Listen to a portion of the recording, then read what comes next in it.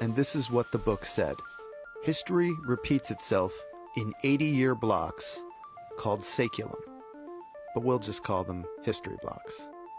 Not exactly 80 years. This is history, not math, but roughly the span of a human lifetime, maybe 80 to 90 years.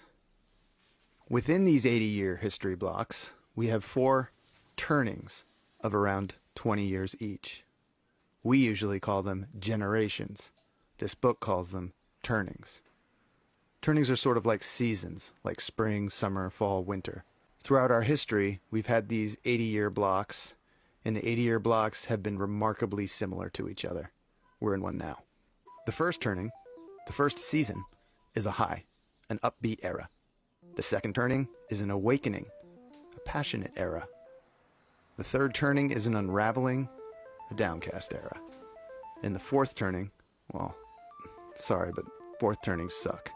Which one do you think? The fourth turning is a crisis, an era of upheaval. We're in a fourth turning right now. Let's take a look at our saeculum, our history block. The history block that we're in the crisis of right now. Our high began after our World War II victory. By our, we mean America's. These are America's history blocks and turnings. During a high, the getting is good. We had the most even distribution of wealth during our high. You could work at a gas station and afford to buy a house. This high is the period that the MAGA hats refer. You used to be able to buy a house for $7,500. You could work a factory job and buy a house, sustain your family. Your wife would stay at home, raise your children. In a scenario where, you know what the government did? They're like, maybe we make things a little bit more expensive so that the wife can stay also at a job. And guess what? Guess who's going to raise the children? The system. Because if you control the future, you control the nation. So this one was one we got Hank Williams and Elvis and Little Richard and the birth of rock and roll. We launched monkeys and men into space. This is when the Mustangs and Corvettes first came out. Our high ended with the assassination of John F. Kennedy on November 22nd, 1963. The high is not a high for everyone, of course. America still had a segregated South. Homosexuality was illegal and considered a mental disorder. Yeah, I would say it was just a high. I think America was only great if you were a white guy. Like, it was not, I could not have all the benefits of... Sure, absolutely. But here's the thing. We need to take the principle, because it's not just at a U.S. level, it's at a global scale. Somebody said, how do we know you're telling the truth? You don't. That's why it's up to you to make your own conclusions, do your own research, and figure it out. So you can believe monkeypox, you can go stay inside and quarantine again, or you can listen up. Like, pick one. Who do you think is right? The high is a period of conformity. The age of nonconformity and of social justice begins during the awakening, our passionate era. During the awakening, we had Martin Luther King and the Civil Rights Movement, acid, Vietnam protests and Vietnam itself, the women's liberation movement, Stonewall and the gay rights movement, great movies, great music. This is when the first Macintosh computer came out. The awakening is a time of increasing individualism. This second turning, this awakening, ended with the re-election of Ronald Reagan in 1984. Things get messy during the third turning, during the unraveling. We got the fall of Soviet communism and the beginning of the Russian gangster state. The greatest musicians of the time sang about violence and decay in their deteriorating cities. The LA riots, OJ, the bombing of Bosnia, and the Columbine high school shootings on the same day. September 11th, the wars in Afghanistan and Iraq. Our unraveling ended with the financial crisis of 2008. A fascinating fact about this book is that it was written during the last third turning, published in 1997. But the book predicts now, what's happening now in this fourth turning. And what's happening now is right on schedule. 80 years ago, in the last fourth turning, America had her Great Depression, then World War II.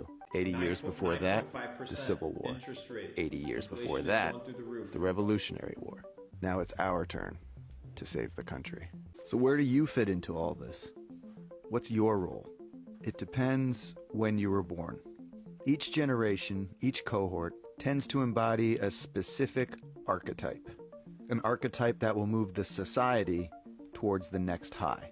Each generation's archetype is the characteristic that will define the generation in its prime, in midlife.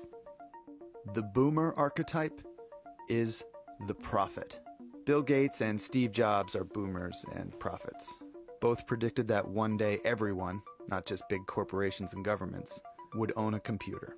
Gates even predicted a crisis like COVID-19 5 years beforehand. Because he runs the shit. The writers of this book are boomers and prophets. Gen X is the nomad generation. The quintessential Gen Xer, Elon Musk, builds things that move us from one place to another. Rockets, electric cars, hyperloops, nomadic devices. But the millennials, raised during the unraveling, will emerge as the hero generation during this crisis. These are the Parkland High students, the frontline hospital workers, and Malala Yousafzai.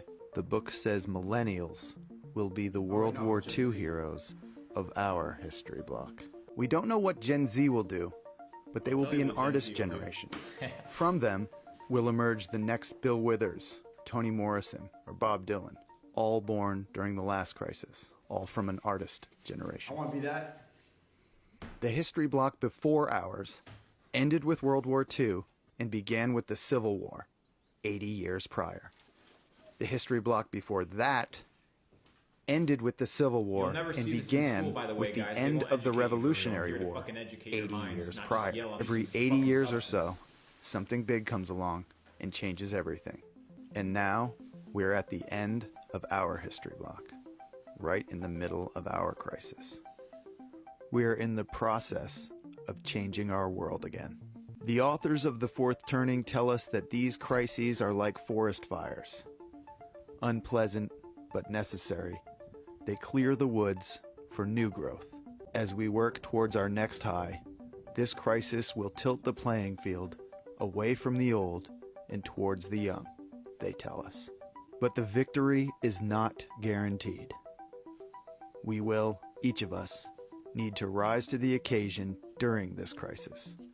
We will need to develop and fortify our virtues as we pursue a greener pasture. The point is here, guys, it's very simple. We are in the fourth turning.